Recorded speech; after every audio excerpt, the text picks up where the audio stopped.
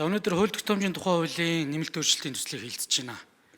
Тэгээ энэ дээр нэг зүйлийг одоо олон нийтэд маш буруугаар өгч байна. Захиргааны ерөнхий хуулийн 59-1 дээр угаасаа захиргааны хэмжээний акт гаргахын тулд хуулиар эрх авсан байдаг. Хуулиар эрх аваагүй 800 журмын асуудал ерөөсө хууль тогтоомжийн хууль байтугай захиргааны ерөнхий хуулийн үйлчлэлт хамаагүй. Энэ асуудлыг хууль зүйн дотоод хэргийн ам засгийн газраас зүгээр саналт хийгээд одоо хүчингүй болгоогүй хүмүүсээс сахилгын арга хэмжээ авах ажил албан тушаал дээр нь ярих ёстой юм. За ийм журмаар үйлчлэгээ үзүүлэхдээ хүн зөрчил үзүүлээд байвал тэрийг захиргааны шүүхэд хандах ёстой юм. Засгийн газар дээр ийм журмууд байвал засгийн газрыг цэцэд өгөх ёстой байхгүй. Энэ хуулиар эрх олгосон заалтыг томьёолохдоо яах вэ гэж асуудлыг ярьж байгаа болохоос биш огтоосоо эрх аваагүй заалтын тухай шийдэж байгаа юм шиг олон нийтэд ингэж төөрөгдөл мэдээллүүдийг өгж байгаа нь өөрөө эргээд буруу байгаамаа. За би дээрэс нь ганц зүйлийг хэлмээр байна. Сая хүний эрхийн нөлөөллийн шалгуур үзүүлэлтийг хийнэ гэж байгаа боловч энийг чи хийж байгаа байхгүй. Төслийн өр нөлөөг буюу төсөл боловсруулсны дараа үндсэн хуульд нийцэж байгаа тэр хүний эрхийг хангаж гинэ гэдгийг чи үздэг юм аа. Энийгээ бид нар сайжруулах асуудал байгаа болохоос биш цоошин нэмийг гэж байгаа юм шиг ингэж олон нийтэд худлаа хэлээд за дээрэс нь одоо хүний эрхийн үндэсний комисс дээж үхээс санал авдаг болж байна. Дэлхийд байхгүй жишг гэж байгаа. Өнөөдөр хүний эрхийн үндэсний комиссийн тухай хуулиа эргүүлээд хараарай. 7-1-ийн 2, 7-1-ийн 3 дээр комисс хууль тогтоомж болон захиргааны шийдвэрийн төсөлтөөр санал өгнө. Олон улсын гэрээг соёрхон батлагчаар санал өгж хүний эрхийн шалгуур үзүүлэлтийг хангаж гинэ гэдгийг чи аль хэзээ хийцэн байхгүй юу? Яагаад ингэ худлаа яриад ажлын хэсгээс ингэж тайлбар хэлээд байгаа юм бэ? Хоёрдугаарт энэ дээр би ганц л зүйлийг хэлье. Орон нутагт энэ татвар хураамжийг усыг хурлын баталсан дээд доод хязгаарын хүрээнд баталт юм аа. Зам ашигласны хураамжийг баталт юм аа. Малын үлийн татварыг баталт юм аа.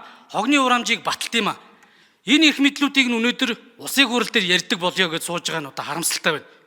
Энэ хууль батлагдсан тохиолдолд бүх энэ дүрм журмуудыг энд нийцүүлэх арга хэмжээ буюу эрх зүйн одоо асуудал гажуудалт үүснэ.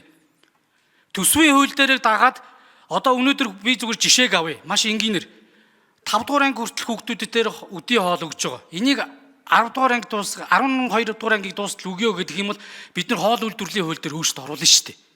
Тэгэхээр энэ хуулиар ч өөрчлөлт оруулж болохгүй гэж хэлчихэж байгаа байхгүй. Гэхдээ та нар харал та энийг хар. За жишээ нь номын сайдын жишээг авъя. Номын сайдын 18.3 тэрбумыг хасуулсан, баавчар болгож ирсэн. Энийг хасахад эргээд бид нар соёлын бүтээч үйлчилгээний тухай хуулиас тэр эрхийн бичиг олгоно гэдэг заалтыг хасах байхгүй. Гэтэл энэ хуулийн чин орж ирж байгаа 29-5-аар чин зөвхөн төсөв санхүүгийн зохицуултыг хэлчихэж байгаа. Дахиад маргаан орж иж болох юм уу болохгүй юм энэ гэдэг. Ийм зүйл рүү ингээ явлаа.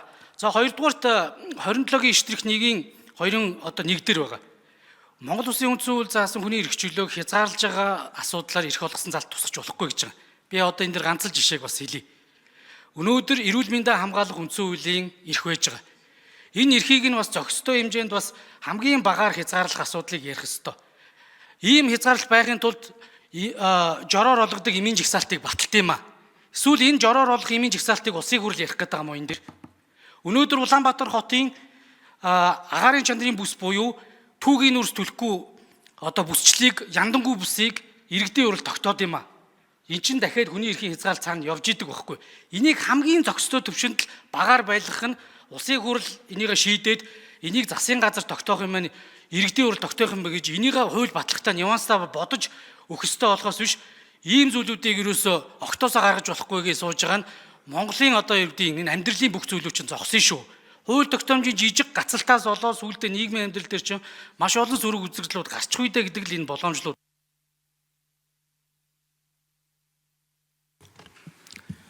За. Тэгээ сайн зэрэг гүшүүн одоо энэ хэлц хэсэг асуудал шийдэгдсэний дараа тэгээ ажлын хэсэгт ороод өөрийнхөө энэ хөндөж байгаа асуудлууд дээр байр сууриа илэрхийлээд чөлөөтэй явах боломж байгаа. Бүх зүйл болж байгаа бол заавал өөрчлөх гэдэг шаардлагагүй шүү дээ. Болохгүй зүйл маш их байгаа учраас бидэнд өөрчлөлт хэрэгтэй, сайжруулалт хэрэгтэй. Зүгээр байгаагаараа бүх юм хангагдаад иргэдэн хүн сурталт өртөхгүй, авилга нь газар авахгүй байгаа бол бид энэ ч өнөөдөр хууль, журмын зохис тарьцааг хангая гэж сууж явах шаардлага байхгүй байхгүй.